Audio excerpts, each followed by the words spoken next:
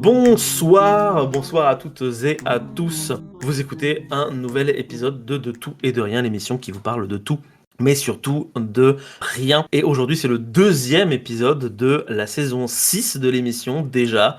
C'est fou comme le temps passe vite. Et avec nous ce soir, nous avons Clément et Léopold. Comment est-ce que vous allez tous les deux ce soir ? Bonsoir à toi, bonsoir à tous. Et bah écoute, ça va pas trop mal, ça va même bien. Bah écoute, ça fait plaisir d'entendre. Nous on est le 16/01/2025, donc c'est le début d'année. Donc bonne année à vous deux, bonne année aux auditeurs. Clément, comment vas-tu en ce début d'année ? Bah écoute, moi de mon côté ça va bien. Alors au moment où on enregistre cet épisode, je suis dans ma phase Dofus. Donc Ah, ok, voilà, d'accord. je joue beaucoup. Je profite beaucoup. de ce qu'on appelle les cotisations de chômage. Et, on verra si mon moi du futur qui écoutera ce podcast a changé. Mais A changé ou pas ? On espère que tu seras devenu quelqu'un de respectable, Clément. Dans les voilà, mois ou prochains. peut-être que je serai millionnaire dans Dofus, on verra. On croise les doigts pour ces deux options, écoute. On verra bien. Écoutez, ça me fait super plaisir de vous avoir. Alors c'est vrai qu'on a un petit programme qui est un peu chargé, un peu chaud bouillant, mais on va commencer dès à présent, car je vous ai prévu une petite chronique d'introduction. Vous vous souvenez de ce dont je vous ai parlé à peu près toute l'année 2024 ? Et manchots. Les manchots. Les Vous manchots. pensiez que c'était fini ? Oh. Non. Parce qu'en fait, non, c'est jamais fini. Parce que quand on ouvre une porte vers un autre univers, on a envie de plonger dedans, on a envie de découvrir plein d'autres choses. Donc, je vais vous poser aujourd'hui une énigme. L'énigme, c'est la suivante. Aujourd'hui, je vais vous parler d'un animal qui est à la fois semblable et en même temps assez opposé au concept même du manchot. Alors, à votre avis, de qui je vais vous parler ? Le pingouin. Le pingouin, exactement. Ah oui. Oh yes. Bien joué. Tu es vraiment très très fort. J'applaudis avec mes mains comme ça. Oui, effectivement, aujourd'hui, on va parler de pingouin. Mais là, les auditeurs se disent, bon sang, le gars, il parle de manchot et maintenant il parle de pingouin. Mais qu'est-ce que c'est que ce beans ? Ben oui, mais si vous n'avez pas écouté les 18 chroniques sur les manchots, vous pouvez pas comprendre. Donc il faut aller les écouter puis ensuite revenir. Ou alors, je vous fais un résumé dès à présent. En vrai, le problème, c'est les Anglais. Alors, qu'on le dise une bonne fois pour toutes, le problème, c'est les Anglais. Les Anglais, Pour les Anglais. ils connaissent les pingouins, parce que les pingouins vivaient autrefois autour de l'Angleterre. Donc quand ils sont partis dans le sud, l'hémisphère sud, ils ont rencontré les manchots, qui, il se trouve, ressemblent beaucoup aux pingouins. Et ils se sont dit, hey, des pingouins. Donc du coup, forcément, pour eux c'était la même chose. Sauf que les Français sont arrivés, on fait hop hop hop hop hop. Ce n'est pas la même chose. Les pingouins vivent dans l'hémisphère nord, et au sud c'est un autre animal. Nous allons donc les appeler des manchots. Les Anglais ont dit, on s'en bat les couilles. Puis ensuite, les Anglais ont mangé les pingouins. Du coup, il n'y avait plus de pingouins. Donc du coup, c'était pas grave. On pouvait commencer à appeler les manchots les pingouins. Et comme les Anglais ont dominé le monde, fatalement, maintenant, même les Français aujourd'hui considèrent que les manchots sont des pingouins et ne savent pas qu'en réalité, les pingouins vivent encore aujourd'hui parmi nous, jusqu'en Bretagne. Pas mal. Eh oui. Mais nous on les mange pas. Nous, on les mange pas. Alors, vous allez voir, ça va être un peu plus compliqué que ça. Il y a Parce qu'en peut-être fait, un petit aujourd'hui, village en Bretagne. Aujourd'hui, en fait, on va pas parler du grand pingouin, on va parler du pingouin torda, ou Alca torda dans son nom scientifique, qui est aussi appelé le petit pingouin, et qui est en fait le dernier membre de la famille des Alcidés, depuis la disparition du grand pingouin au 19e siècle, celui que tout le monde a mangé. Français comme norvégien, comme tout le monde, vraiment, on les ramassait par paquet de 10. En anglais, parce que du coup j'en ai parlé, il faut le dire, en anglais, pingouin torda se dit razor bill, ce qui signifie littéralement bec en rasoir. Les Anglais sont très simples. Mais autrefois, au 19e siècle, on l'appelait hawk. Donc, je prononce très mal, parce qu'il n'y a pas de H. Hawk, donc A-U-K. Et le grand pingouin était baptisé Great Hawk. Donc du coup, voilà, pour vous situer, c'est le bordel. Mais nous, aujourd'hui, on va utiliser surtout l'appellation de pingouin torda ou petit pingouin. Donc, ce qu'il faut savoir, c'est que l'aire de répartition du pingouin torda est assez grande. Le pingouin est présent en Amérique du Nord, où ils sont d'ailleurs plutôt nomades, mais aussi en Europe, où par contre on a des colonies qui sont plus sédentaires. En Europe, donc, parce que c'est ça qui va nous intéresser aujourd'hui, le petit pingouin est présent de la mer de Barents, en bordure de l'Arctique, jusqu'à la Manche. Mais il arrive même parfois de retrouver des individus jusqu'en Méditerranée. Et oui, d'ailleurs, il y a pas longtemps, 2 ans il me semble, en 2023, chose assez cocasse, la restitution de la grotte Cosquer à Marseille, où sont représentés des grands pingouins en art pariétal, a vu des petits pingouins débarquer comme ça au milieu de la rade. Du coup, il y avait une sorte de mise en abîme assez rigolote. Alors, du coup, c'est vrai qu'on en a parlé tout à l'heure un peu rapidement, mais le grand pingouin, lui, il est mort. Il s'est fait manger, il s'est fait traiter, on l'a utilisé comme huile, etc. Mais comment ça se fait qu'aujourd'hui, le petit pingouin, lui, soit vivant? Donc, à votre avis, qu'est-ce qui a sauvé le petit pingouin par rapport au grand? Pas assez à manger dessus, vu qu'il est tout petit. Effectivement, il y a une question de Ouais. bouffe. Et puis peut-être qu'il vivait plus au nord à la base, et il est descendu reprendre la niche écologique du grand. Ah. Non. Et ben en fait, ça allie deux trucs. Mais surtout, ça allie un truc qui est essentiel. Nous, ce qui nous caractérise en tant qu'espèce, c'est qu'on va au plus simple. Quand quelque chose est compliqué à attraper, et qu'en plus, il n'y a pas beaucoup de bouffe dedans, bah on va pas le manger. J'ai quelqu'un qui m'a dit pas plus tard aujourd'hui, bah oui, on mange rarement du rat quand on n'a pas d'autre, quand on a d'autres choix que de bouffer du rat, parce que c'est chiant à attraper, et en plus, il n'y a pas grand chose à bouffer dedans. Et ben le pingouin torda, c'est pareil.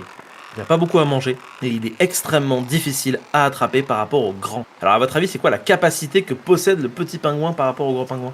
C'est un truc où on pense pas que c'est possible chez un pingouin. Il vole. Il vole. Ah. Et là, patatras, scoop. Le pingouin vole. Grâce à ses ailes, le petit pingouin peut à la fois très bien voler, mais aussi très bien nager sous l'eau, où il va y trouver l'essentiel de ses proies. Le plongeon s'effectue exclusivement depuis la surface de l'eau, je suis en train de mimer, et jamais en vol. D'une durée d'environ 1 minute, il emmène le petit pingouin jusqu'à des profondeurs de 5 à 7 mètres, allant jusqu'à même parfois 15 mètres, d'après certains scientifiques. L'alimentation du petit pingouin est donc exclusivement marine. Il pêche sous l'eau des poissons comme le lançon, le hareng, le caplan, mais également des crustacés et parfois même des vers marins. Les adultes sont noirs sur le dos et blancs sur le ventre. La poitrine est brun noir et le bec, lui, est de couleur noire. Il porte une à plusieurs rayures transversales grises et une rayure transversale blanche. La commissure des lèvres est jaune. Une autre rayure blanche part de la base du bec et s'allonge longitudinalement jusqu'à l'œil qui lui est de couleur noire. Vous comprendrez du coup pourquoi est-ce que les marins les ont largement confondus avec les manchots, parce qu'en vrai ça se ressemble quand même pas mal. En hiver, leur tête devient blanche. Ils mesurent de 39 à 48 cm, donc c'est vraiment pas bien grand, et il y a un poids de 500 à 750 kg. Et ils ont une envergure de 60 à 68 cm. Donc Kilos c'est 750. 700 grammes, pardon, excusez-moi. Ah oui, Grammes. c'est Grammes, gros là quand grammes, même. grammes. Oui, parce que là, ouais, Pingouin, ouais, on a la flemme de chasser un truc petit, le truc il fait la taille d'un éléphant de mer, tu sais. Non, grammes, excusez-moi, oui. 500 à 750 grammes. Alors c'est vraiment un petit... En fait c'est une petite mouette quoi finalement, c'est une petite mouette qui ressemble à un manchot quoi. Alors au niveau du cycle de vie, comment ça fonctionne? Le petit pingouin va nicher principalement en colonie sur le bord des falaises ou dans des crevasses. Le nid est composé majoritairement de gravier ou de petits cailloux pour favoriser le drainage. Parfois, il y a un ajout de végétation, ça c'est pour le côté esthétique. Petite anecdote, les nids sont souvent à côté d'autres espèces. Par exemple, le guillemot de Troie. Alors si vous savez pas ce que c'est qu'un guillemot de Troie, vous pouvez aller le googler et vous allez vous rendre compte que ça ressemble quand même vachement à un pingouin. Voilà, Lui on en aussi. parlera peut-être un jour. Lui aussi. Enfin, un pingouin. Et ça ressemble beaucoup à un pingouin torda qui lui ressemble beaucoup à un grand pingouin qui lui ressemble beaucoup à un manchot. Ouais, c'est le bordel, hein. Je sais. Mais là où c'est intéressant, c'est que comme les deux espèces ont tendance à nicher côte à côte, certains scientifiques suspectent qu'il y ait des hybridations entre ces deux espèces, notamment lors des périodes de reproduction, puisqu'elles se chevauchent. C'est d'ailleurs intéressant parce que si vous comparez un œuf de guillemot de Troie et un œuf de petit pingouin, franchement c'est pareil, c'est la même chose. Quoi qu'il en soit, un seul œuf est pondu à la mi-mai et à la fin juin, à même la roche. Il est piriforme, du coup, comme celui du guillemot de Troie, afin qu'il évite de rouler et de tomber de la falaise. Lorsque le poussin va naître, il est de couleur blanche. Les parents vont se relayer entre pêche et couvée de l'œuf. Il y a en moyenne 2 nourrissages par jour, composés de poissons, de mollusques et de crustacés.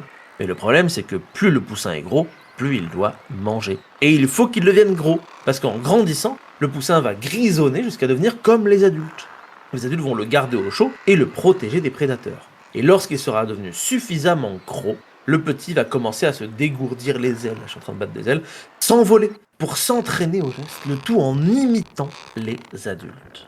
2 à 3 semaines après sa naissance, le petit va se jeter du haut de la falaise. Alors il ne se suicide pas, il cherche simplement à essayer de prendre son envol. Ils vont être guidés par les adultes jusqu'au chemin de saut, donc à pied. Ils arrivent au niveau de la falaise, et là, il y en a un adulte qui reste en haut avec le petit, l'autre adulte qui reste en bas, au cas où il y a un problème. Ils forceront jamais le petit à sauter, contrairement à d'autres espèces d'oiseaux. Ils attendent que le petit ait décidé de le faire, et quand il le fait, le petit s'envole, saute dans le vide, et là, bah, si tout va bien, il s'envole. Et si tout va pas bien, il s'écrase. Ah. Si ça va bien, bah du coup les parents vont le suivre dans les airs, le guider un petit peu, puis ils vont lui apprendre à comment atterrir dans l'eau et à commencer à gérer son autonomie. Et si ça va pas, bah il s'écrase par terre. Mais là où c'est rigolo, et vous allez comprendre pourquoi il fallait qu'il mange beaucoup, c'est que comme il est tellement gras, il rebondit. Et il ne meurt pas. Du coup, c'est plutôt chouette parce qu'il n'y a plus qu'à regravir toute la falaise pour essayer de recommencer. Le tout en esquivant les prédateurs qu'on va lister d'ici quelques petits instants.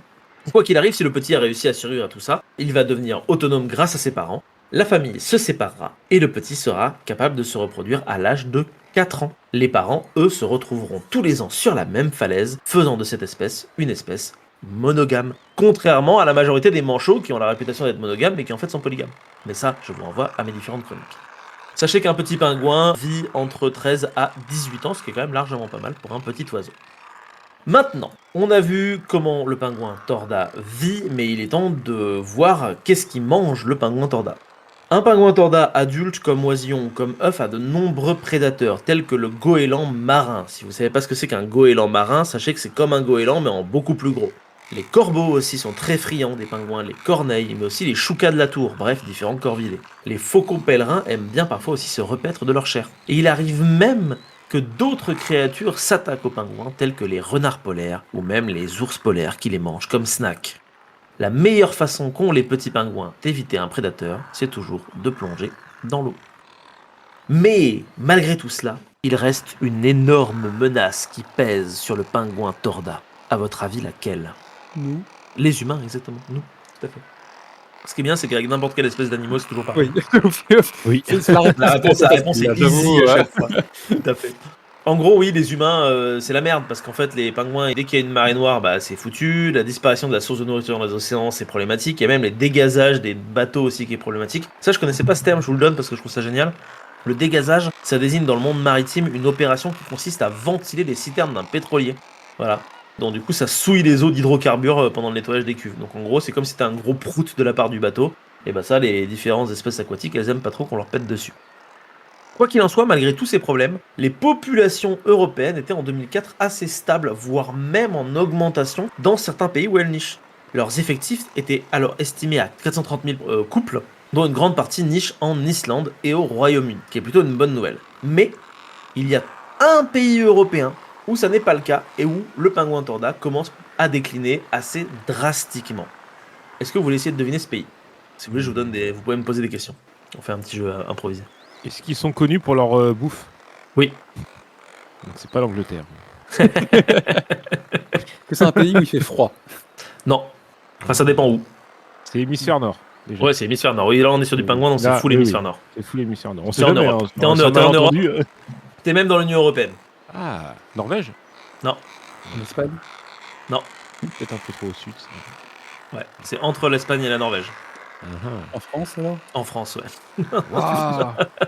Les populations françaises de petits pingouins ont subi une diminution très violente au cours des 50 dernières années. Des populations ne vivent en fait qu'en Bretagne et sont passées de 500 couples dans les années 60 à moins d'une trentaine de couples en 2006. C'est pour ça qu'aujourd'hui, en 2024, personne ne sait qu'il y a des pingouins qui vivent en France. Parce qu'en fait, il y en a presque plus. Et ben j'ai cherché, c'est dans la catégorie des listes rouges des espèces menacées en France, donc c'est en danger critique, catégorie CR, mais j'arrive à trouver aucune justification de qu'est-ce qui se passe. Donc j'imagine que c'est dû à tous les trucs que je vous ai listés, ou peut-être qu'on fait moins gaffe, il y a des problèmes de surpêche sur les côtes françaises, c'est un truc qui est assez connu, donc j'imagine que ça leur pose des soucis, peut-être le réchauffement climatique. Peut-être les touristes aussi, parce que les touristes c'est souvent pas forcément génial pour les espèces, mais j'ai pas réussi à trouver. Donc si quelqu'un a la réponse, n'hésitez pas à le mettre dans les commentaires. Et c'est comme ça que va s'achever cette chronique sur un animal méconnu et pourtant français, le petit pingouin ou alors le pingouin torda. J'ai une bonne nouvelle aussi à vous annoncer. En hémisphère nord, on a plein de oiseaux qui ressemblent beaucoup à des pingouins et qui sont considérés grosso modo comme étant les pingouins de l'hémisphère nord, et on va essayer de tous les faire. Il y en aura beaucoup moins que les manchots, il y aura pas que ça, je vous rassure, cette année je vais pas vous embêter avec trop d'oiseaux, mais voilà, je me suis dit ce serait rigolo de faire le pendant hémisphère nord du manchot. Voilà, merci à vous d'avoir écouté cette magnifique chronique. Bah, merci, c'était vachement sympa, vachement intéressant. Bah ouais, c'était cool. Bah merci à vous deux. Par contre, après, je peux faire un petit spoiler sur les autres pingouins de Vas-y, ouais. Nord. Est-ce qu'ils seront pas tous menacés par l'être humain au final ? Si, ils sont tous menacés par l'être humain à chaque fois, bien évidemment. Voilà, donc voilà, désolé, j'ai un peu spoilé. Sachez qu'ils vivent tous en France à chaque fois, donc c'est ça qui est assez passionnant. Ah ouais ? Ouais, en fait, je vous donne les noms parce qu'il y en a pas tant que ça. On va faire le macaron moine. Et on va faire le Guillemot de Troyes aussi. Ok. Voilà. Et je D'accord. pense qu'on fera le Grand Pingouin, mais c'est à titre posthume du coup. Voilà. RIP. Ok. Rip le Grand Pingouin. Et ça lui apprendra aussi, hein, il était facile à attraper, il était gras. Voilà. et à un moment Il avait donné, qu'à voler. Hein. c'est comme les dodos ils sont là à faire oh, on s'est fait manger par les humains. Bah ouais, bah désolé quoi. Fallait voler, À un hein, moment mec. donné, faut se nourrir. T'es un marin, tu Darwin. crèves la dalle, t'as 18 dodos en face de toi, tu les manges. Darwin voilà, dans ta hein. face, fallait évoluer. Voilà. c'est tout. Fallait évoluer Ouais. vite. Voilà, il fallait pas foirer toutes les pastèques dans la c'est tout. Voilà. C'est leur faute. Ouais. Hein. Non, mais bien sûr, non, on respecte les dodos, on fait des bisous à toute notre communauté de dodos qui nous écoute. Ne le Exactement. prenez pas mal, c'est du second degré. Mais par contre, je crois que là, on parlait d'animaux vivants, on a parlé un peu du dodo et du pingouin grand qui ont disparu. Il est temps qu'on parle d'un animal aussi disparu de nos magnifiques contrées européennes. Mais peut-être que c'est un animal qui va peut-être revenir. Je sais pas, Clément, non? Et bah peut-être parce que il y a jusqu'à pas longtemps on pensait que moi en tout cas je pensais que c'était plus de l'ordre de la science-fiction et que c'était des délires un petit peu de riches, mais en fait pas Ouais. vraiment. On va parler du mammouth laineux. Voilà ce grand délire de, je sais même pas si on peut dire que ce sont des scientifiques ou des Délire à la Jurassic Park. quoi. voilà, c'est ça, un délire à la Jurassic Park de faire revivre le mammouth laineux. Alors on va déjà remettre les bases sur qui est le mammouth laineux, hein, quand même. Bien On sûr. va en reparler un tout petit peu. Donc le mammouth laineux, donc c'est une espèce éteinte pour l'instant de la famille des éléphantidés. Donc il a vécu en Eurasie et en Amérique du Nord. Il y en avait un petit peu durant tout le Pléistocène et il s'est éteint il y a pas si longtemps que ça, puisque c'était il y a 4000 ans. Donc contemporain des grandes pyramides d'Égypte. J'adore cette anecdote. Oui. C'est vraiment génial de se dire que pendant qu'il y avait des pyramides en Égypte, il y avait des mammouths en Sibérie. Alors, c'était pas les grands mammouths laineux, hein, ils avaient perdu de leur superbe. On était sur des petites populations de mammouths nains dans des îles au nord-est, oui c'est ça, au nord-est de la Sibérie, et ils étaient quand même bien chassés par les peuplades de l'époque.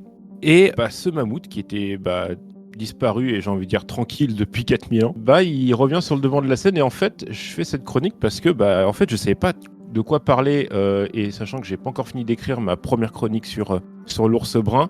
J'étais un peu en panique et j'ai vu passer un article il y a 2 jours, donc c'est sorti le 14. C'est hyper récent. C'est sorti le 14 janvier dans Science Post, donc je sais pas vraiment ce que ça vaut, mais bon, c'est un article qui résume un petit peu le truc et qui est titré 2025 nous rapprochera du retour du mammouth laineux. Parce qu'en fait, il y a une société qui s'appelle Colossal Bioscience, on va en parler juste après, qui dit que dans moins de 3 ans, il y a des mammouths laineux en Sibérie. En gros, eux, ils se donnent 3 ans pour réussir 3 ans. Voilà, ils se donnent 3 ans Beaucoup, pour hein. réussir l'exploit de faire revivre le mammouth laineux. Alors, il y aura plusieurs manières de faire. En fait, il y a plusieurs technologies qui sont étudiées en ce moment et qui sont apparemment sur le point de réussir. On va parler des 3 d'ailleurs. On va résumer un peu tout ça. Et en effet, il y en a qui disent 2027 ou 2028 pour les mammouths laineux en Sibérie. Alors, juste avant qu'on parle de comment est-ce qu'ils veulent recréer le mammouth, est-ce que vous savez pourquoi on veut recréer le mammouth ? Alors moi, il me semble que ce que j'avais lu, c'était que c'était un prétexte écologique, que apparemment le mammouth permet de tasser le permafrost et que ça permettrait d'enrayer le réchauffement climatique ou une connerie comme ça. Ouais, ça c'est la raison officielle. Donc voilà, c'est de remettre des populations de mammouths dans une réserve en Sibérie, une réserve de 160 km², donc c'est rien du tout quoi, et qui s'appelle le parc du Pléistocène. Faut savoir Le que ça existe. Pleistocene Park, yes. Voilà, c'est ça. C'est pas Jurassic Park. Il l'a fait. Ce qui est drôle, Vous avez créé des hyènes des cavernes. c'est qu'il a été créé en 88. Je crois que c'est avant le roman de Jurassic Park en plus. Ah non ouais, c'est avant ok. ou après. Je sais plus quand. Je crois que c'est les années 80, le roman de Jurassic Park, donc Ouais, c'est avant. hein. Ça se trouve, il s'est inspiré de je ça. regarde juste parce que le film c'est 93 et le roman, je regarde juste parce que du coup je suis curieux aussi. Il est dans ma bibliothèque et j'ai la flemme de me lever. Il est sorti en 90, donc c'est avant. Donc le Pleistocene Park est plus vieux que Jurassic Park. Alors, du coup, ce parc, il se situe vraiment tout au nord-est de la Russie. On est vraiment Ouais, sur... c'est hyper loin. C'est très très loin. On est plus proche de l'Alaska que de Moscou, quoi, hein, clairement. C'est un parc où dedans, ils ont voulu en fait remettre de la faune dans ce parc, notamment des chevaux, des rennes, des élans, bœufs musqués, bisons. Ils ont un peu essayé, alors ça n'a pas trop marché. Hein. Il y a plus beaucoup d'animaux qui ont survécu. Je sais pas trop pourquoi, parce que bon, il y a toute une page Wikipédia, c'est très bien documenté, mais voilà, je sais pas non plus tout lu. Et du coup, ils veulent y mettre des mammouths. Alors donc le mammouth, c'est donc en effet pour endiguer le réchauffement climatique. Mais Après, moi, j'ai une autre théorie. Est-ce qu'ils veulent Ouais. pas simplement en faire des steaks et le vendre à des gens très riches? Oui. Alors ça se trouve, c'est ça, hein, parce qu'il y a aussi ce truc, il y a quelques années, de gens qui avaient refait de la viande de mammouth Oui, c'est ça, il me semble. via génétiquement, séquençage ADN et des trucs un peu bizarres. C'est le scénario d'un dessin animé, ça, de pirate, là, bon à rien, prêt à tout. C'est vrai. Excusez-moi. Je connais Ok. Voilà. Et du coup, Et alors, je- pardon, on t'a coupé, Clément. Oui, et surtout, en fait, ce qu'il faut se dire, c'est que même si ils arrivaient à faire des mammouths et que c'était d'un point de vue purement altruiste, écologique, en fait, le mammouth, on n'est pas sûr qu'il puisse tenir, en fait. Ça se trouve, on va le recréer juste pour le refaire disparaître juste après, parce que déjà, on ne sait pas vraiment quels sont ses vrais besoins, puisque il n'existe plus, donc forcément, on n'a pas pu l'étudier de son vivant. Si, comme l'éléphant, il est grégaire et social, il va en falloir des centaines, voire des milliers de mammouths. Sinon, il va être- Il sera en fait presque au sommet de sa niche écologique, donc il n'aura pas vraiment de prédateurs, à moins d'introduire des prédateurs en dehors de nous. Sauf que je vois mal nos petits loups aller s'attaquer à des mammouths. Oui, Donc, bof, hein. ouais, bof. Hein. Déjà qu'ils galèrent avec les bisons à Yellowstone. Les mammouths, c'est pas pour demain. Donc, ouais, je pense que ça va être un échec total. Au pire, ça va faire un peu de tourisme morbide pendant 10 ans, et après, les mammouths, Ils vont crever. ils vont partir. S'ils y arrivent. Alors, du coup, quelles sont les méthodes? Alors, il y a 3 méthodes qui sont avancées. Il y a le clonage au sens strict. Donc, on utilise un peu, que je pense, ça doit être la même technique que pour la chèvre ou la brebis, je sais plus, dans les années 90. Là, ils avaient cloné. Donc, Ah oui, Dolly, là. ouais, Dolly, voilà, c'est ça. Ah oui, c'est vrai. Donc, sachant que, parce qu'en fait, ça, c'est cette volonté de ressusciter le mammouth, elle a le vent en poupe depuis qu'on a pu séquencer le génome complet, en fait, du mammouth. On a son génome complet, on le connaît Ils ont par le cœur, donc en fantasme, fait, du coup. voilà, ils veulent faire ça. Alors, le clonage, c'est la Corée du Sud qui est impliquée dedans. Et en fait, il y a eu des scandales de fraude et tout. Enfin, à mon avis, le clonage, ça va pas vraiment marcher. Ça a l'air un petit peu bancal. Ils ont aussi une technique d'hybride éléphant-mammouth par insémination artificielle.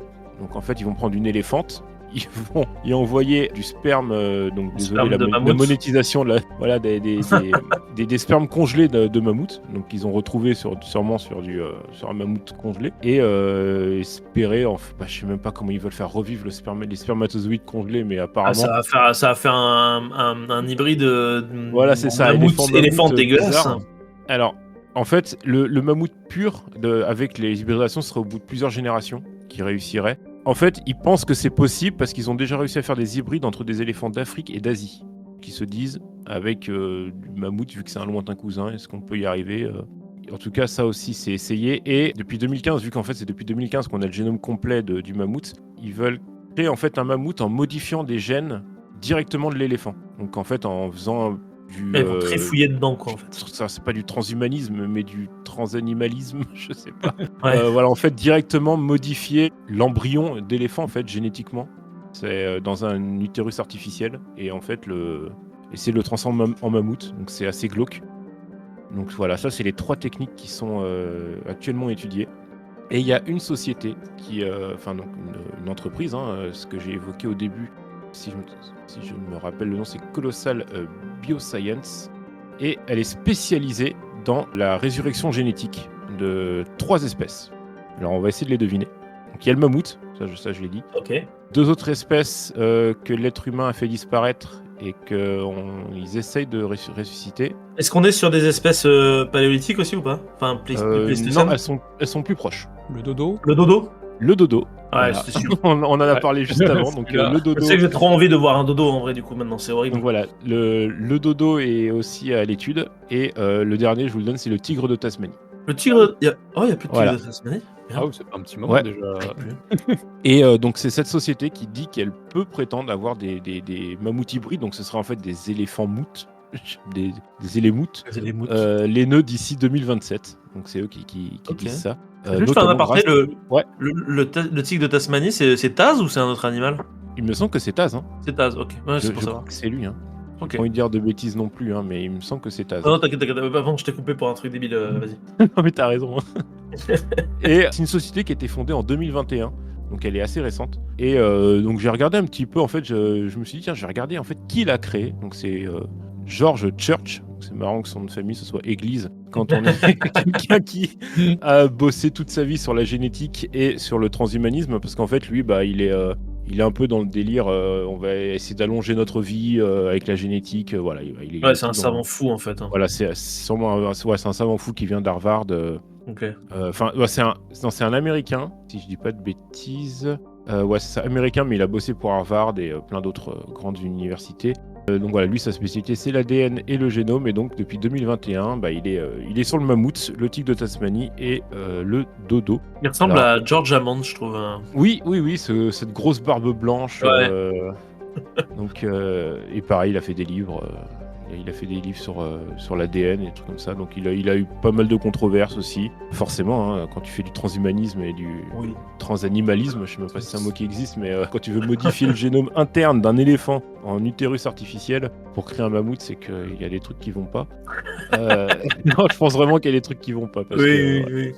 Donc voilà, c'est actuellement l'état de la recherche là-dessus. Donc en fait, on est plus proche que ce qu'on pensait. Hein. Alors moi, en tout cas, je savais pas que dans 2 ans, en fait, on pourrait avoir des mammouths. Ouais. Enfin, des mammouths. Je pense qu'on sera plus sur un éléphant d'Afrique avec une touffe de Avec poils. des poils, ouais. Je pense que ça Ouais, va c'est plutôt être ça, ça. Ça risque d'être très décevant, je pense. Ouais, ça va pas être ouf. Surtout que on peut débattre 5 minutes sur le fondement écologique de l'idée qui, pour moi, est un casse-gueule complet. C'est pas avec 5 Oui. mammouths dans une réserve de 100 km² au fin fond de la Sibérie que tu vas endiguer le réchauffement climatique. C'est du greenwashing de ouf pour leur recherche à la con. Voilà. Ouais, Ouais, exactement. Parce que par exemple, le dodo, il va pas sauver les îles de l'océan Oui. Indien, je pense. Hein. Alors je pense que le dodo et le tigre de Tasmanie, ça doit être pour pas se donner bonne conscience, mais c'est de réparer les Se erreurs. faire pardonner.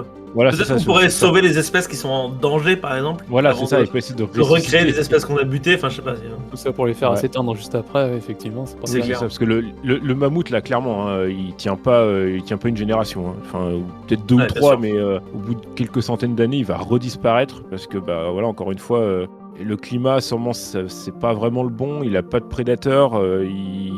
Au niveau de la persistance génétique d'une génération à l'autre, ça doit être, vu qu'ils ont été clonés ou hybridés, ça va pas être incroyable. Ouais, parce qu'à un moment donné, ils montrent la gueule. J'ai parcouru le site internet. Ils montrent la gueule de leur mammouth éléphant. Là, il a l'air dégueulasse. Hein. On se le Ouais, dit. Hein. j'ai pas regardé le site de Colossal. Franchement, le site internet, je suis dessus. C'est caricatural, hein, mais vraiment, t'as des photos des mecs en noir et blanc qui font des poses. Oui. Ensuite, t'as des scientifiques qui regardent des fioles dans des blues. T'as des mots hyper compliqués qui sont là. Enfin, t'as de la novlangue de partout. C'est Ouais, bah en fait, on dirait vraiment. des graphiques. Enfin, il y a rien qui va, quoi, vraiment. Hein. En fait, on dirait vraiment ouais, c'est parce que du coup là, je regarde un petit peu. On dirait vraiment le cliché des labos de Jurassic World ou Jurassic Park. Moi, j'ai l'impression de c'est regarder clairement Jurassic ça. World. C'est la même Ouais. chose.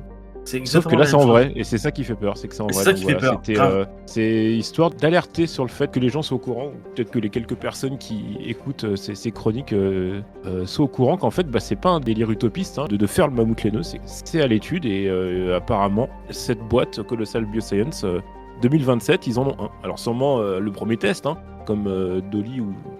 Voilà, ce sera sûrement le premier truc qui tiendra sûrement pas 5 ans, mais voilà, on en est là. Ça me fait beaucoup penser à cette histoire du. Je vais dire une bêtise. C'est le bouquetin ibérique, je crois. Oui. Où, On avait, en qui gros, avait disparu, il a disparu parce que le dernier spécimen qui était protégé, il s'est pris un arbre, il est mort. Et du coup, les scientifiques se sont dit flûte, mais c'est pas grave, on a du sperme de bouquetin. Et donc, du coup, ils ont inséminé un bouquetin alpin avec ou un bouquetin, je sais plus d'où. Et du coup, ils l'ont recréé et il est remort derrière, juste après sa naissance. Donc, c'est la seule espèce officiellement au monde à avoir été éteinte 2 fois. Bah, je pense que le numéro 2, ça va être le mammouth.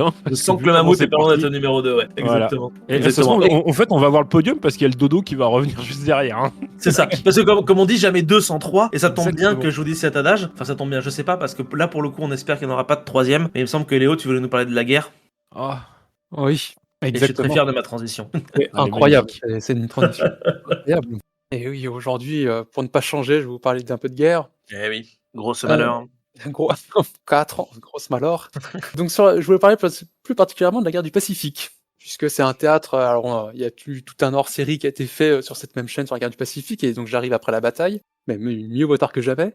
Et donc c'est un théâtre qu'on connaît un peu moins, contrairement au théâtre européen. Et en général, souvent, ce qu'on connaît du théâtre pacifique, c'est un peu des images d'Épinal, un peu des clichés. C'est Parce que vrai. cette guerre a été largement mythifiée par les vainqueurs et les vaincus. Et donc, on va essayer de mettre un peu d'ordre, de voir ce qu'on sait, et si ce qu'on sait, c'est ce qui s'est vraiment passé. Un exemple tout bête, la désignation même de guerre du Pacifique, elle est impropre, parce que certes, elle recouvre l'océan Pacifique, mais aussi l'océan Indien et surtout une immense part de l'Asie, toute l'Asie du Mm. Sud-Est, une immense part de la Chine, le nord-est de l'Inde, donc c'est une immense part de l'Asie et pas que de le Pacifique. Mm. Donc, à travers quelques questions que je vais vous poser, Oh, on va essayer de voir, de savoir ce que l'on sait et effectivement, donc comme je l'ai dit, savoir si ce que l'on sait, c'est ce qui s'est vraiment passé. c'est un quiz en fait. C'est un quiz un peu préparé à l'arrache, mais Déguisé. Ouah, trop J'ai pas bien. révisé. Non. Moi j'ai terminé The Pacific la semaine dernière, peut-être que j'ai 2-3 trucs en tête. celui qui a faux, il se fera éteindre. Hein. Voilà, allez. Ah. Ah, Et ensuite l'autre pourra le j'ai perdu. reconstituer génétiquement. Non. Alors, donc j'ai Vas-y. 14 questions, donc ça sera peut-être un peu long, j'essaierai de couper hein, si ça va. Si c'est T'inquiète, trop long. t'inquiète, t'es cure time. J'ai essayé de le réduire à 10, mais j'ai pas pu. Voilà. Bon. Donc, question 1, une petite question facile. Quand le conflit a-t-il débuté ? Est-ce que vous pouvez donner une date ? Moi j'ai fait le spécial guerre du Pacifique, donc je vais laisser Clément répondre. Du coup, moi, je sais c'est dans les années 40, non? Parce que, genre, pour le coup, j'y connais rien. La guerre du Pacifique. Bah, si je me permets de répondre à Vas-y, ça, il y a, vas-y, il y a une réponds, hein. question piège dans le sens où ça dépend du point de vue de qui. Parce que si tu suis le point de vue des Américains, ça a débuté avec Pearl Harbor. Mais par exemple, si tu suis des points de Ouais. vue plus asiatiques comme la Chine, ce sera même dans les années 30. Voilà. Donc du coup, Ah tout oui. dépend de quel point de vue tu te passes. Et même la fin est aussi bâtarde parce que pour la Chine, ça se termine plus tard, par exemple. Oui. Si je dis pas de bêtises. Tout à fait. Bah, Marc, t'as tout à fait raison. Nous, on considère que c'est le 7 décembre 41 avec Pearl Harbor, mais en fait, les premiers combats démarrent en 1931 avec l'annexion de la Mandchourie par les Japonais, sous prétexte d'un attentat bidon au pont Mukden. Alors, je m'excuse déjà pour tous les noms que je vais écorcher. Puis, le 7 juillet 37, un autre incident intervient au pont Marco Polo entre soldats chinois et japonais, et ce qui amène les Japonais à envahir totalement la Chine. Enfin, plutôt essayer d'envahir totalement la Chine. Ouais. À cet instant, et donc dès lors, la guerre n'arrête pas de s'étendre. Hein. En septembre 1940, l'Indochine française se fait envahir. Une guerre froide entre Japonais et Anglo-Saxons s'installe, puisqu'ils soutiennent la Chine. Et enfin, on arrive au 7 décembre 41, l'attaque sur Pearl Harbor, qui n'est qu'un nouveau palier en fait dans cette escalade. Et c'est un palier qui est important, puisqu'il va lier la guerre du Pacifique à la Seconde Guerre mondiale et au théâtre européen. Voilà. Ensuite, Ok. deuxième question. Est-ce que les USA ont-ils poussé le Japon à la guerre ? Alors attends, que je réaligne mes pensées. Il y a une histoire de blocus, mais je sais plus qui le fait. Je pense qu'ils n'ont pas eu besoin d'être poussés beaucoup parce qu'il y a quand même l'envie expansionniste du Japon qui est quand même très très forte. Ouais, Mais il me Ouais, semble ça que peut être la Corée, juste avant. Enfin, c'est ça. Il me après. semble que économiquement les US ont essayé d'affaiblir le Japon, je crois. Alors, effectivement, t'as à moitié raison, à moitié tort. Comme c'est un Souvent dans la mix guerre. entre les deux. Souvent dans la guerre. En fait, le fait que les USA ont poussé le Japon à la guerre, c'est une rengaine qu'on entend souvent, notamment dans les milieux très complotistes. Ah oui. Roosevelt aurait ruiné les efforts du prince modéré Konoe, qui tente Ouais. de s'opposer à l'invasion de la Chine. Notamment, donc Roosevelt aurait décrété l'embargo sur le pétrole, ce qui est d'ailleurs au passage un faux argument, puisque quand on regarde strictement les chiffres, les importations japonaises de pétrole augmentent encore en septembre 41, alors même que Ah ouais. Roosevelt aurait décrété l'embargo sur le pétrole. Non. Ah ouais. Bref. Donc, certes, il y a une instabilité politique japonaise entre 1931 et 1941. Donc, en 10 ans, il y a 10 gouvernements qui succèdent et les assassinats politiques sont fréquents. Donc, cette instabilité, ça va complètement brouiller la ligne politique japonaise et ça va aider le Japon à se dégager de ses responsabilités.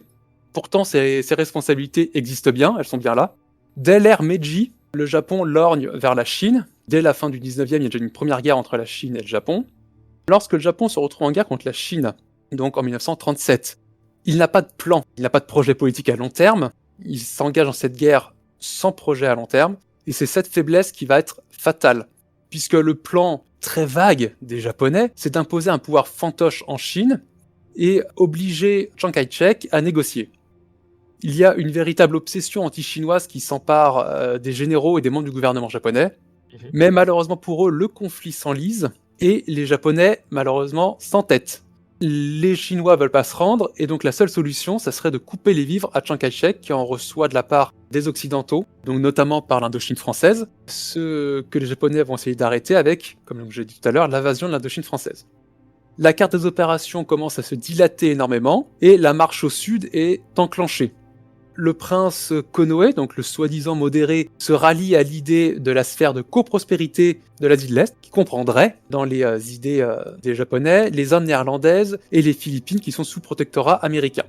Et là, c'est un point de non-retour, cette idée de marche vers le sud, de sphère de coprospérité, puisque s'ils y renoncent, ça reviendrait à renoncer à la Chine. Donc, c'est là que Roosevelt décide d'engager l'escalade, effectivement en organisant un embargo sur certains matériaux, certaines ressources, car laisser faire, ça serait un peu laisser faire le Japon, ça ne servirait qu'à l'encourager en fait. Donc, cette politique impérialiste est cautionnée donc par les modérés japonais et même mise en œuvre par eux, puisque c'est encore une fois et pour la troisième fois le prince Konoe qui acte la décision de frapper les USA. Donc le Japon est vraiment miné par trois plaies: l'ultranationalisme, l'opportunisme irrationnel, avec le Japon, avec la Chine qui est en état de faiblesse, et la faiblesse de l'État qui se laisse complètement faire par l'armée et la marine. Alors, question numéro 3. Est-ce que l'assaut japonais en 1941-1942 était irrésistible ? Ah, Est-ce qu'on C'est-à-dire, pouvait l'arrêter ? Est-ce qu'il était trop bien fait ? Est-ce qu'il était... je me souviens de ta chronique sur Pearl Harbor où tu disais que c'était quand même pas hyper bien pensé non plus. Ouais, ça c'est bien. Bravo. Voilà. Il aurait pu être Ah oui, arrêté t'as si vu. les Américains, ils étaient pas aussi. Je pense que c'est Bah, ils ont sous-estimé, je pense, Ouais. Et- des trucs comme ça.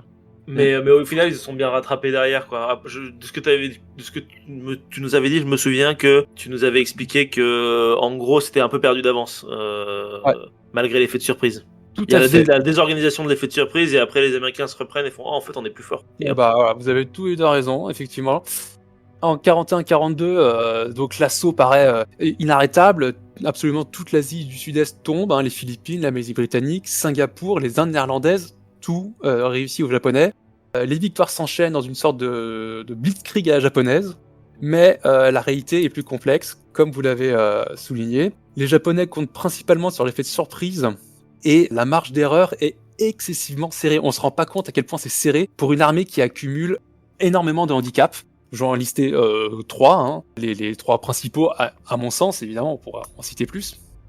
Le premier qui est la logistique, on le dira jamais assez, mais la logistique c'est la clé d'une armée, on combat pas le ventre vide, sans munitions, donc la logistique c'est la clé. L'armée japonaise est conçue comme une armée coloniale, un peu comme en Mandchourie en Chine, qui n'est absolument pas préparée à des opérations expéditionnaires par-delà les mers.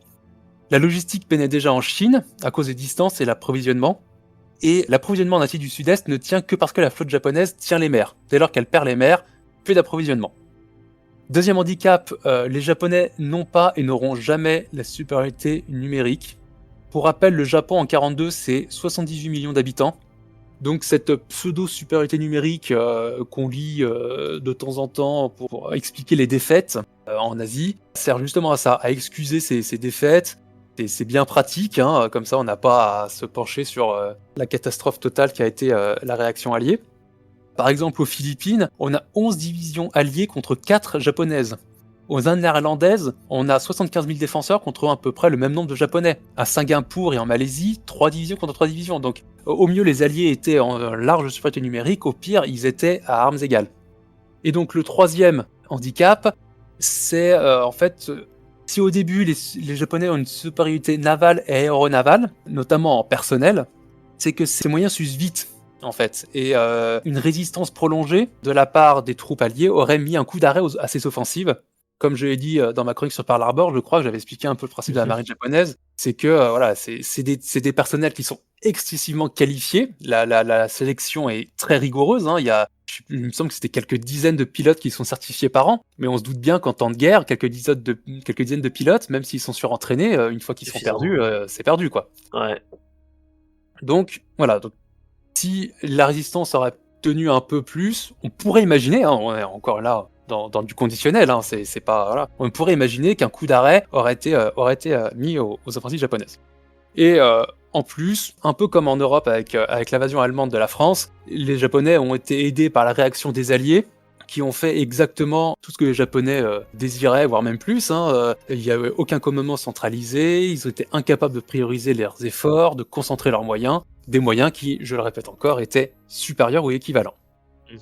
Ok. Alors, suivant, on va passer à la bataille qui, pour nous, signifie le tournant de la guerre du Pacifique, la bataille de Midway. Qu'est-ce que vous pouvez m'en dire de la bataille de Midway? Quelle est la vision que vous en avez?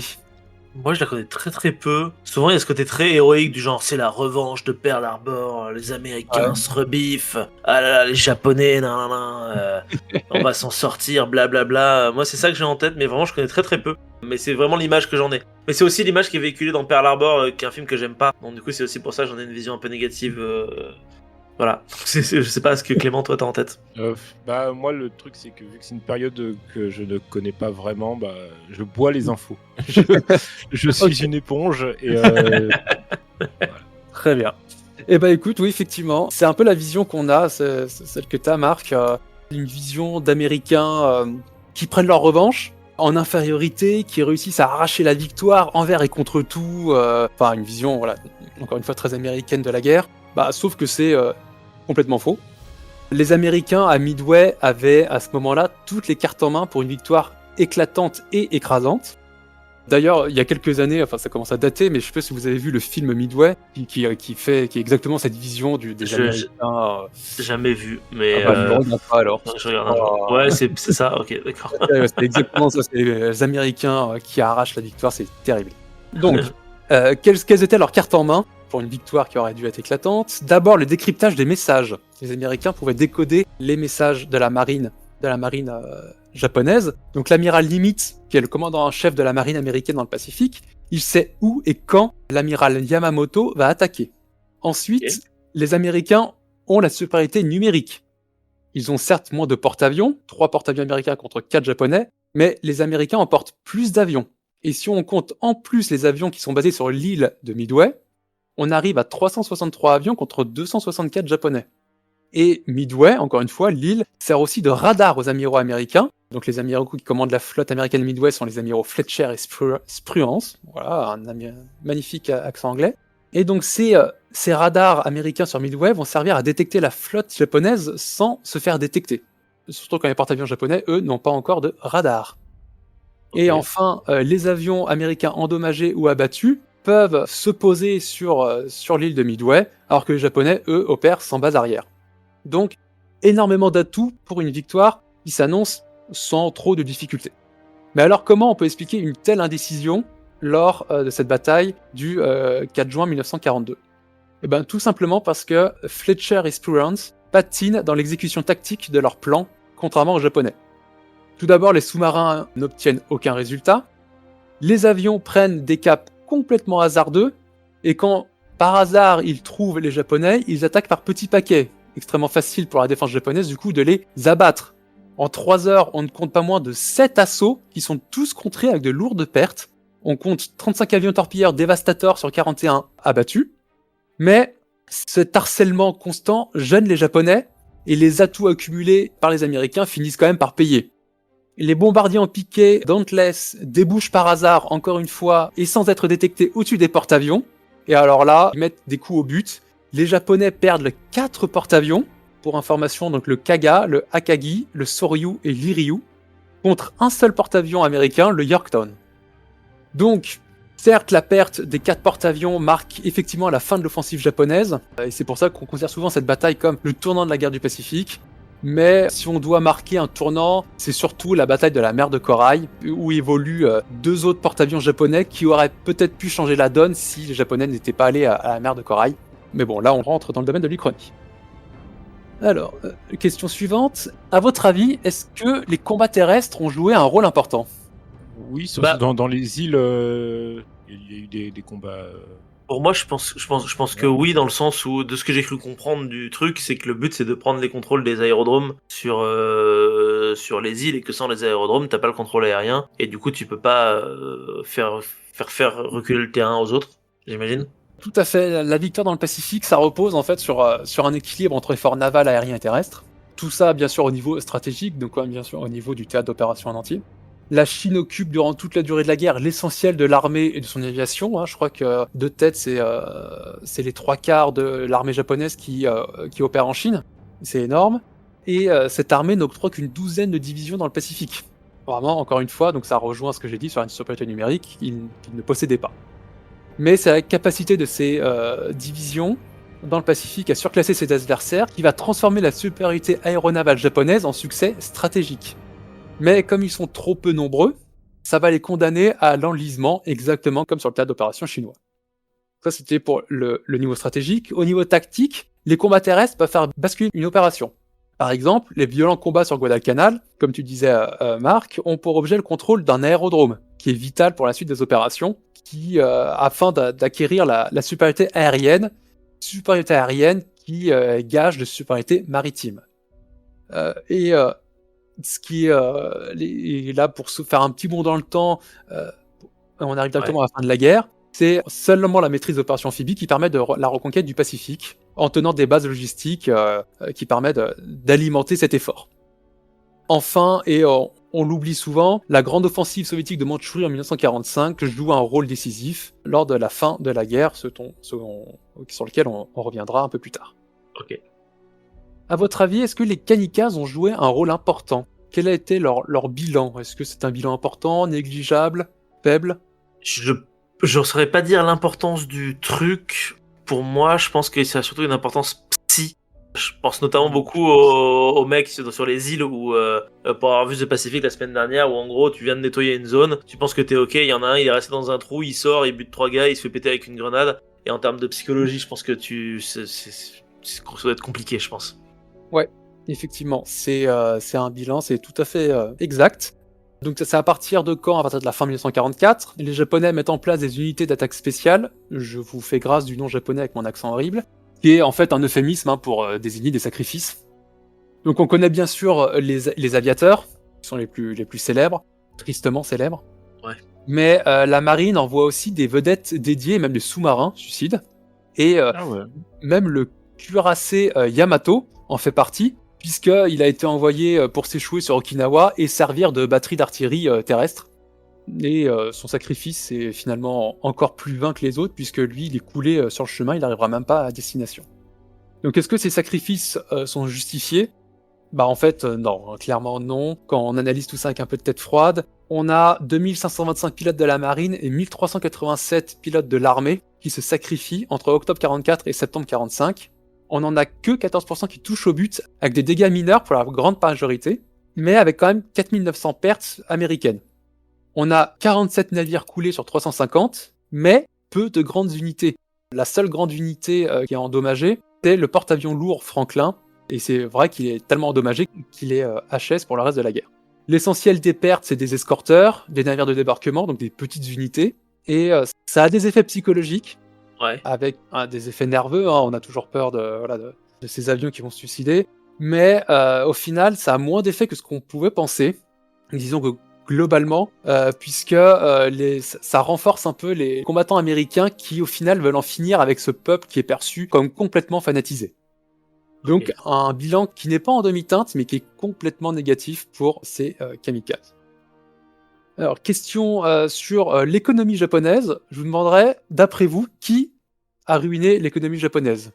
Qui a ruiné l'économie japonaise ? Ouais. Quel est le système d'armes, quelle est l'arme qui a ruiné l'économie japonaise ? J'en connais qu'une seule, donc je vais répondre celle-là, je vais te dire le 0.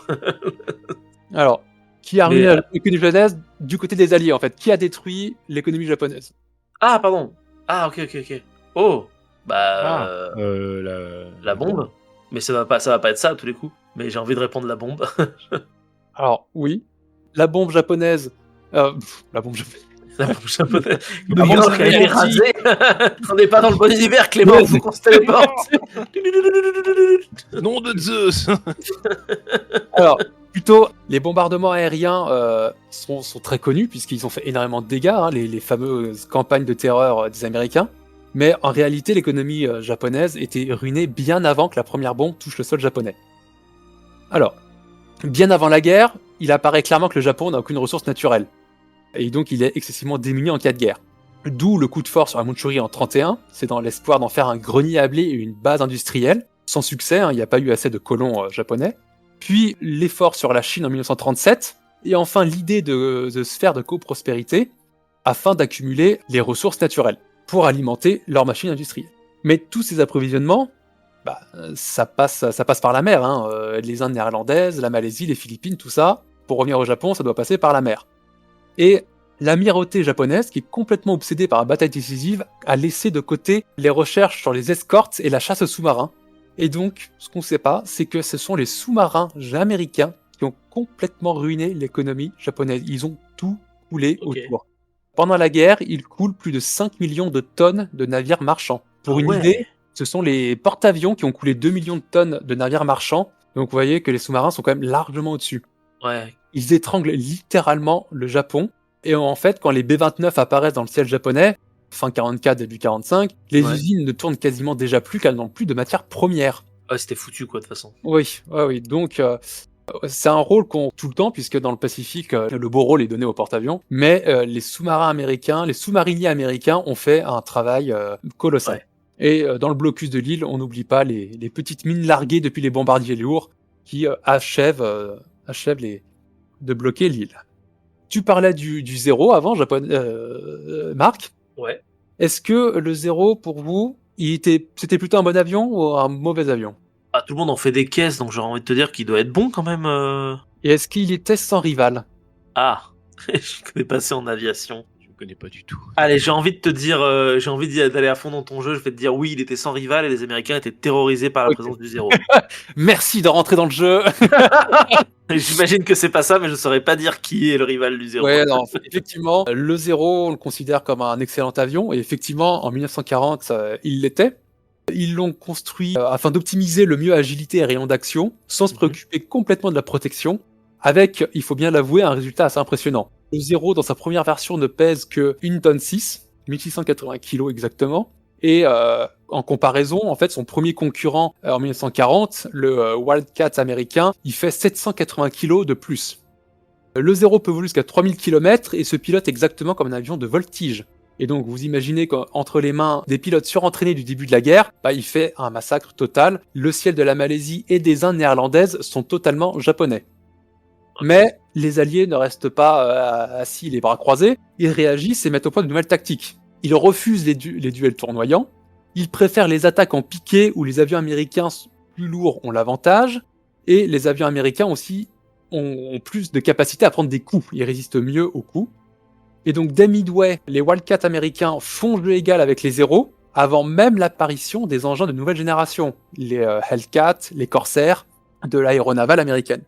Et le dernier clou dans le cercueil du Zéro, c'est l'érosion des pilotes. Donc, comme j'en parlais tout à l'heure, moins les pilotes sont entraînés et plus il y aura de pertes de Zéro. Et les Japonais ne trouvent pas de successeur au Zéro, puisque l'industrie japonaise ne trouve pas de nouveaux moteurs, et de toute façon, comme je viens de le dire juste avant, avec quelles ressources ils auraient pu le construire. En restant un peu dans le matériel, le soldat japonais est-il surentraîné ? Non, mais par contre, il est fanatisé à mort. Ouais, c'est surtout de la brainwashing. Ouais, c'est du brainwashing. En tout cas, dans les films américains, ils sont toujours là à faire « Ah, banzai !»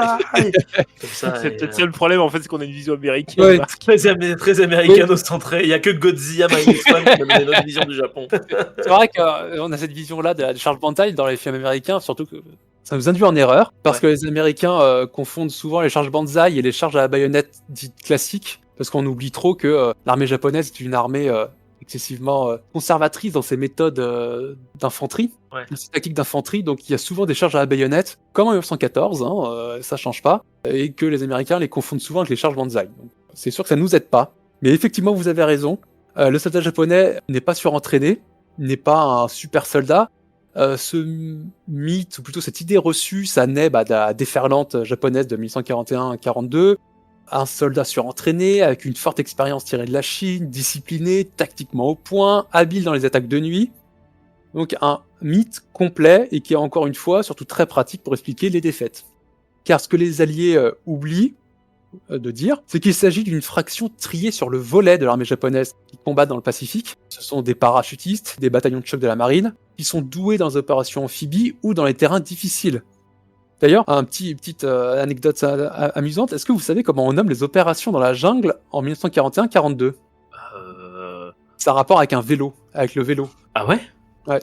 Je saurais pas te dire. Ça s'appelle la bicyclette Blitzkrieg. Ah ouais.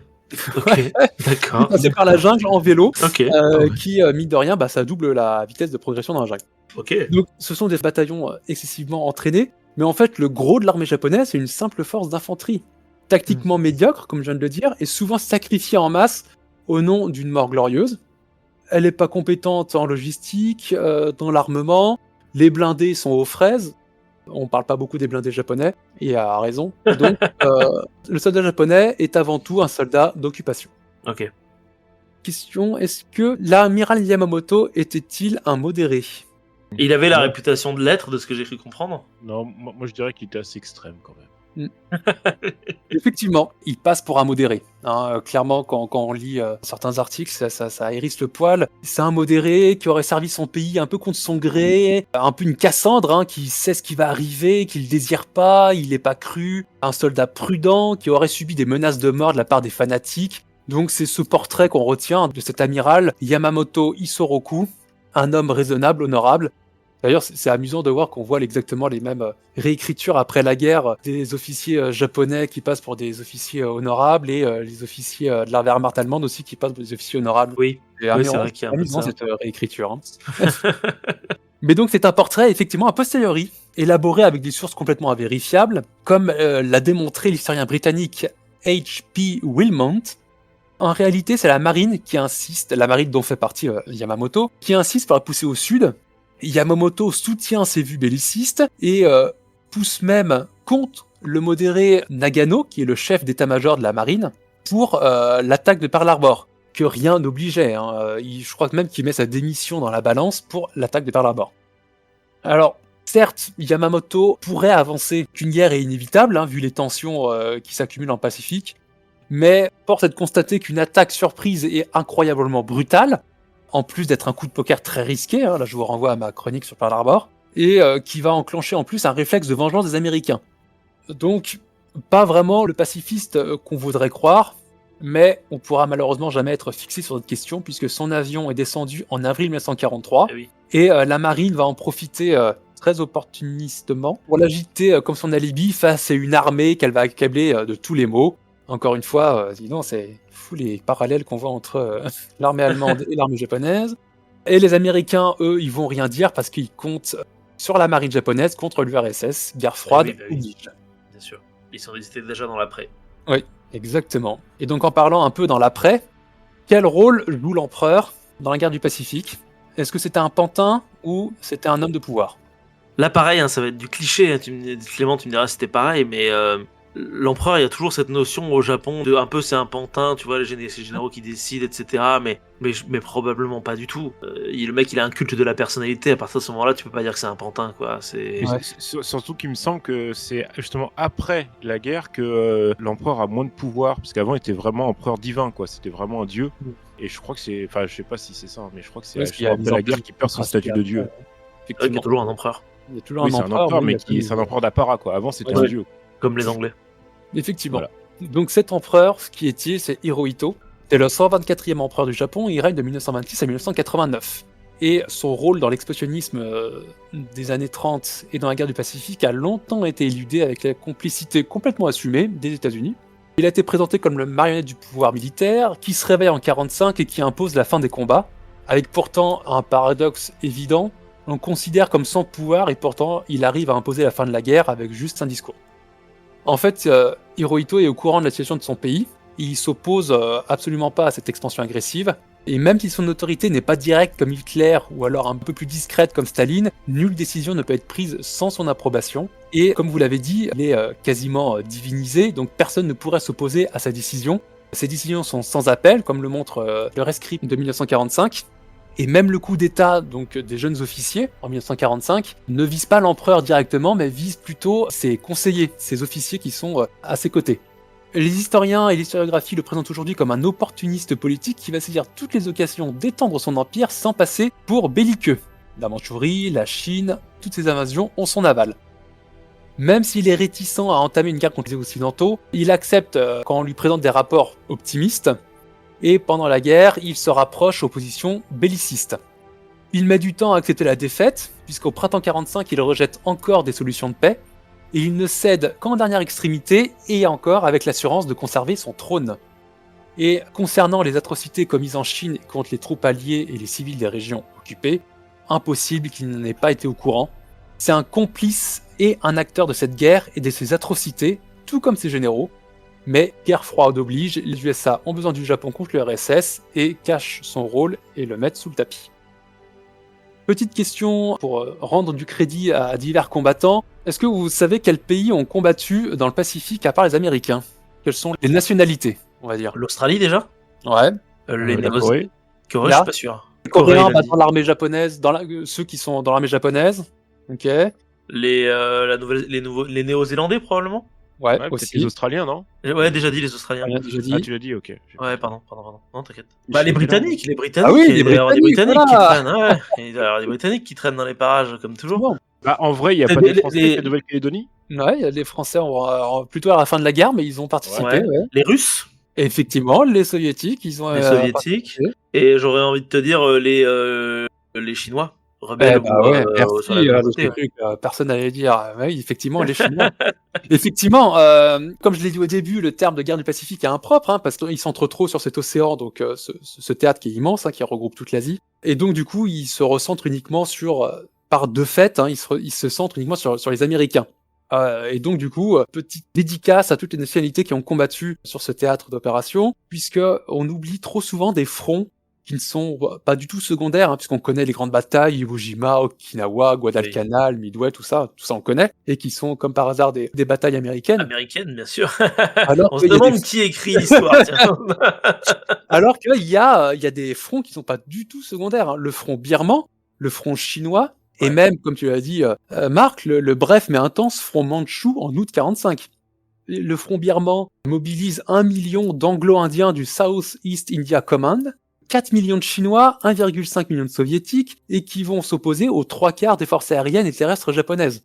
Il n'est pas question de nier l'immense effort américain, c'est pas du tout la question ici, mais juste de rappeler que les Américains n'étaient pas tout seuls à combattre ici, puisque par exemple en 1942, c'est la Royal Navy qui s'oppose avec succès à la pénétration japonaise dans l'océan Indien, et ce sont les Soviétiques qui emportent tout sur leur passage lors de leur offensive d'été de 1945. Ils partent de la Mandchourie, ils vont jusqu'aux îles Kuriles et même en Corée. L'armée chinoise est celle dont le rôle est le plus méconnu, c'est elle qui résiste aux Japonais depuis 1937, qui a réussi, malgré des pertes mais effroyables, à tenir, à ne pas s'effondrer et à engluer l'armée japonaise, bon, qui s'englue aussi toute seule à cause de ses propres faiblesses, comme je les ai listées. Elle compte 4 millions d'hommes. Bon, l'immense majorité, c'est quand même des paysans qui ont donné un fusil, il n'y a pas vraiment de soldats vraiment entraînés. Chiang Kai-shek, donc le leader chinois, peut compter sur une douzaine de divisions entraînées équipées chez les Américains, mais à part ça, il n'y a pas grand-chose, voilà. Mais c'est quand même ces 4 millions d'hommes qui s'opposent à l'armée japonaise. Les Indiens ne sont pas en reste, puisque ce sont leurs troupes qui prennent part à l'ensemble des batailles du Sud-Est asiatique, et c'est même une division indienne qui entre dans Singapour en 1945. Donc, des rôles qui sont loin d'être secondaires. Voilà une question, je pense que vous devez connaître la réponse. Est-ce que, à votre avis, les Japonais sont les seuls à avoir commis des crimes de guerre? Oh non. Oui, oui, tout à fait. C'est la réaction. Les bombes, c'en est un, non, à la fin? C'est les méchants, du coup. C'est que eux qui sont méchants, d'accord? Effectivement, l'ampleur des crimes de guerre japonais, les massacres de prisonniers, les marches de la mort, les viols, l'esclavage sexuel, les cobayes humains de l'unité 731, de la tristement célèbre unité 731, le sac de Nankin, a complètement masqué les crimes de guerre de l'autre camp. Crimes de guerre qui sont nourris par ce dont tu parlais, Marc, la brutalité du conflit, qui fait que les soldats alliés tuaient les blessés et les prisonniers japonais de peur de les voir se faire exploser. C'est même enseigné comme une précaution élémentaire chez les soldats, mais il y a quand même bien plus. Il y a un racisme ancré très profondément au cœur de la société américaine, qui va bien plus loin que le seul désir de revanche après Pearl Harbor, puisque aujourd'hui on considère que le théâtre européen était une priorité pour les Américains. Or, ça allait pas du tout de soi, c'est vraiment une décision prise avec les Anglais et un petit peu les Soviétiques, de faire du théâtre européen le théâtre prioritaire, alors que pour la population américaine, c'est quand même le théâtre japonais qui était prioritaire. Avec ce racisme, c'est sans honte et même très bien documenté par la presse américaine que les GI mitraillaient les hôpitaux, tuaient des civils, achevaient les blessés, se faisaient même des coups de papier en os et faisaient bouillir des crânes comme décoration. Yes. Sans parler des dents en or qu'on arrachait, des scalps qu'on récupérait, enfin, crime de guerre.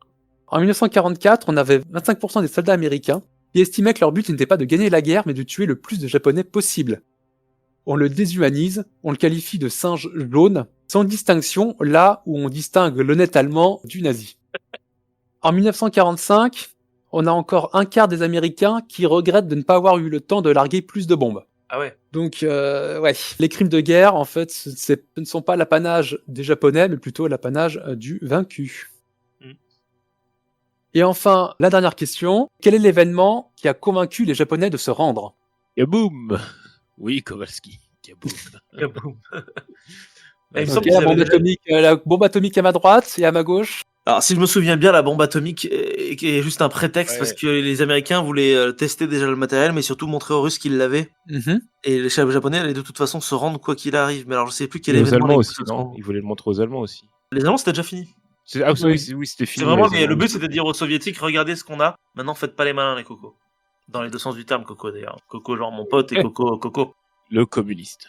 Communiste. Non, je sais pas quel événement a poussé les Japonais à dire stop. Ça, je pense que c'est une idée qui doit être la plus répandue. C'est comme la réaction de Clément au final. C'est les bombes atomiques d'Hiroshima et de Nagasaki, les respectivement à 6 et 9 août, qui ont provoqué la reddition précipitée du Japon. Pourtant, cette vision est erronée. Elle est très pratique pour justifier l'emploi des armes de destruction massive, en plus sur des cibles civiles. Crime de guerre passe en fond, là, hop, bonjour. Et ça justifie aussi leur fabrication en masse à la fin de la guerre comme arme pacificatrice. Entre guillemets, pacificatrice évidemment. En fait, toutes ces justifications ne résistent pas à une analyse historique, comme l'a montré l'historien nippo-américain Tsuyoshi Hasegawa. En fait, cette fin de guerre en Orient, comme vous pouvez vous en douter, c'est une course entre les deux superpuissances. Au final, le premier acte de la guerre froide, et le Japon se retrouve malheureusement pris entre les deux. Puisque quand les Soviétiques déclenchent leur offensive le 9 août 45, leur objectif stratégique est de faire comme à l'Ouest, c'est-à-dire prendre des gages, de se constituer un glacis pour éviter de se retrouver face à une puissance menaçante. Donc en l'occurrence, les USA à leurs frontières. La destruction de l'armée du Kwantung, qui était stationnée en Mandchourie, et qui est le cœur du militarisme japonais, c'est vraiment de cette armée que naît le militarisme japonais des années 30. Donc cette destruction, elle apparaît presque comme une conséquence secondaire. Bon, c'est très exagéré, mais cette destruction n'était pas l'objectif des soviétiques. Les USA, de leur côté, lorsqu'ils bombardent Hiroshima et Nagasaki, veulent surtout montrer aux soviétiques leur nouvelle puissance. Dire, faites gaffe quand même, parce que nous, on a quelque chose que vous n'avez pas. Et les Japonais, dans tout ça, comme j'ai dit, sont pris entre deux feux. Ils sont en pleine crise politique, entre les partisans de la paix et les jusqu'en-boutistes. Ce qui aboutit même à une tentative de putsch des jusqu'en-boutistes le 14 août. Toutefois, même les partisans de la paix n'envisagent justement la paix qu'à la condition de la survie du système impérial. Et ils espèrent même, avant le 9 août, donc date de l'offensive soviétique, une médiation de Moscou. Mais après l'offensive soviétique, toutes les illusions tombent en miettes. Et c'est la peur du communisme qui garantirait la destruction de leur système politique que les Japonais décident de mettre fin au combat. Ce qui explique que c'est seulement le 15 août, donc 6 jours après Nagasaki, et que c'est seulement après l'offensive soviétique en Mandchourie que le Japon accepte de se rendre. Donc il aura quand même fallu 6 jours de débâcle face à l'armée rouge pour convaincre Tokyo qu'il n'aura plus d'autre choix. Et c'est ici que s'arrête. On a déjà fait les 14... 14 points. J'ai pas vu le temps passer. C'est gentil. Je sais pas si c'est vrai. Non, c'est vrai de vrai. Moi, je suis quelqu'un de très ludique. Merci beaucoup. Merci beaucoup. Je t'applaudis encore une fois, Léo. Merci beaucoup. Merci à toi aussi, Clément, pour ta venue. Merci aussi à nos très nombreux auditeurs et auditrices qui nous ont écoutés, je pense. Aujourd'hui, on a parlé de plein de sujets différents. On a parlé finalement espèces, sciences occultes, ou plutôt bioscience, peut-être un truc comme ça, on pourrait appeler ça comme ça, et aussi guerre, bien évidemment. Quoi qu'il en soit, les auditeurs et les auditrices, on vous dit bien évidemment la semaine prochaine, parce que la semaine prochaine, il y aura sûrement un autre épisode. Je sais pas avec qui, parce que comme vous le constatez, il y a des gros écarts entre chaque tournage à chaque fois. Cette année, c'est une année qui est un peu plus chillax, on va dire, mais il y a aussi beaucoup de hors-séries qui sont en préparation derrière, donc n'hésitez pas à aller les consulter. Il y a du beau monde qui parle de plein de choses très intéressantes comme vous avez eu aujourd'hui, mais sur des sujets un peu plus spécifiques. Donc voilà, merci à vous, bien évidemment. N'hésitez pas à mettre le petit pouce bleu, à liker la vidéo, à mettre des Partage, on met commentaires, la cloche. en partagez, vous mettez la cloche, vous faites ce que vous voulez. C'est la nouvelle année, c'est 2025. C'est une année qui démarre sur les voum voum, chapeau de roue. Allez, on va s'arrêter là parce que ça commence vraiment à partir en vrille. Merci encore une fois, messieurs, et à très très vite. Ciao. Ciao, Des bisous. au revoir tout le monde. Des bisous.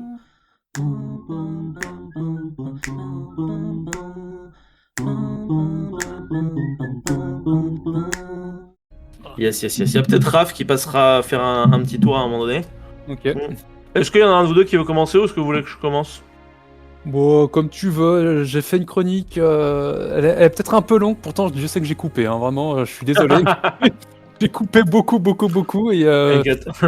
elle sera peut-être un peu longue, donc j'ai dû le corriger peut-être au fur et à mesure, suivant le temps que je prends. Et, mais donc Je voilà. préfère passer en dernier peut-être du coup au cas Ouais, où, peut-être, voilà, comme ça Ok, évitera ça que les gens soient endormis.